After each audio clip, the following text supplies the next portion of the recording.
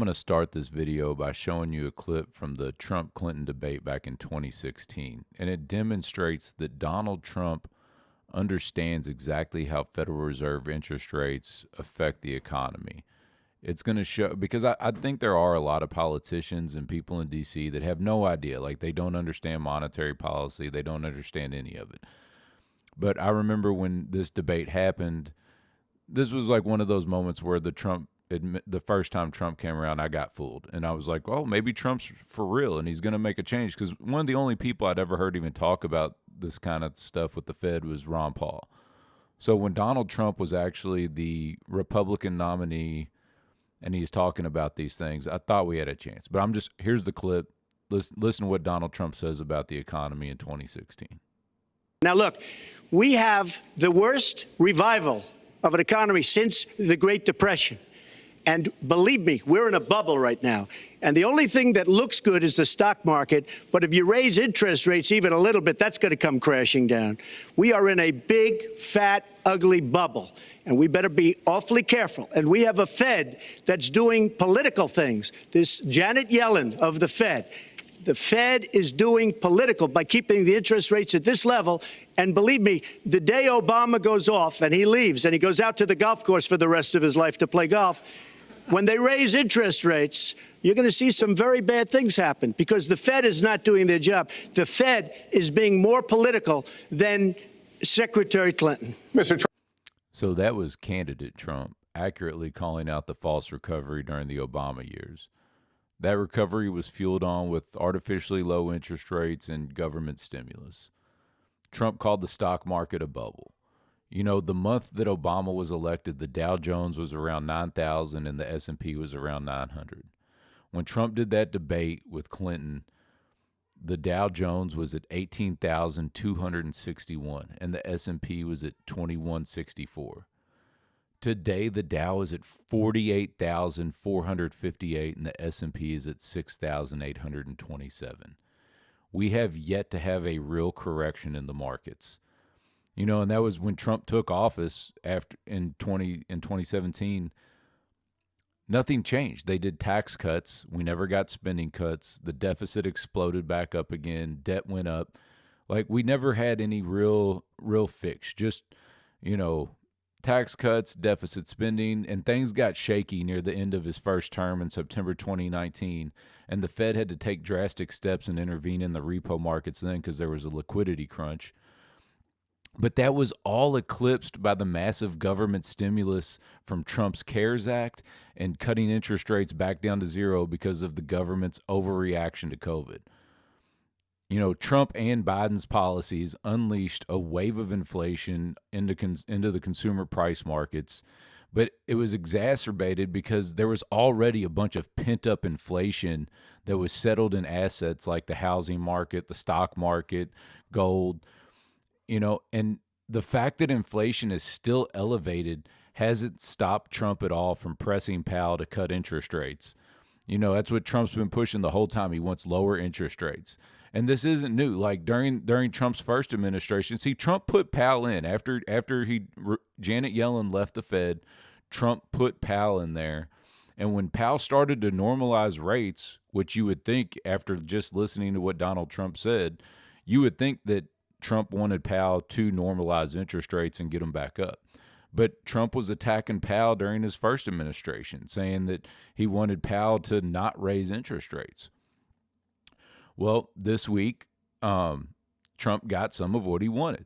And the Fed announced that they're going to do another 25 basis point cut in the federal funds rate. And they also announced that they're going to go back to quantitative easing. Now, they're not calling it quantitative easing.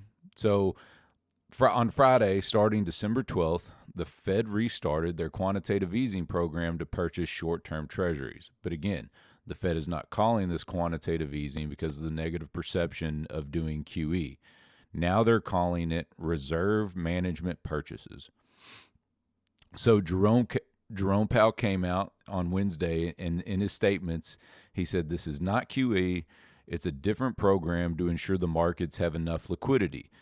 Attempting to prevent a drawdown of liquidity as we move into the tax season, because basically people are going to have to pay their taxes, which is going to take away their funds. Liquidity is going to shorten up. So they're saying this is not QE. Okay, so what is QE? QE is when the Fed creates money to buy long-term assets like treasury bonds or mortgage-backed securities, and it's to provide economic stimulus. So the Fed is saying this new program, this reserve management program, is going to create money to buy short-term assets like T-bills, and it's only to address short-term liquidity issues. It's not intended to be stimulative. But it's the same, regardless of their intentions, like of what they want the program to do. The Fed is creating money to purchase U.S. treasuries. The only difference between T-bills and treasury bonds are the duration of the security. So now the Fed's lowering interest rates. They're creating money to buy the T-bills. These are inflationary policies. This is going to do the opposite of bring prices down. This will add inflationary pressure to what people are already calling the unaffordability crisis. This is on top of the government's fiscal policy, in the bigger, better, whatever bill the triple B bill, big bunch of bullshit that the Trump administration pushed for increased spending and debt. So now the Fed's going to step into the short-term treasury market to attempt to ease the demand of higher yields on our current debt, because those treasuries have to be rolled over. But these inflationary policies are why you've seen the yield go up on the longer-term bonds, because investors are going to demand a higher yield to make up for the inflation risks that they're taking on. So this is just another sign that despite Trump's claims, this is not the greatest economy ever. The economy is in a bad place, and it's the result of all the bureaucratic central planning and Federal Reserve policies that we've had for the last century. Those policies are responsible for the boom-bust cycles that we always go through, and our politicians do everything they can to fuel the artificial booms with artificially low interest rates and money creation, but then they fight like hell to avoid the inevitable bust or correction in the markets. We have been avoiding economic reality for decades now.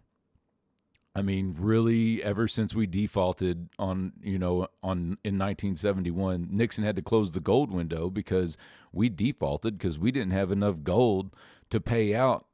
So de Gaulle and France and these other countries started saying, hey, look, the United States is supposed to be able to pay us, pay us back in gold for these dollars that we hold.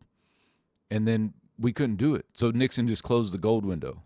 We basically defaulted, but they don't act like that. They just, know we made adjustments and everybody just agreed to let us go on with the dollar as the world reserve currency. But basically, I'm just saying Trump is not stupid. He understands how this system works. But in spite of all of his rhetoric, he has done nothing to fix the real problems that are destroying our economy and continuing to debase our dollar.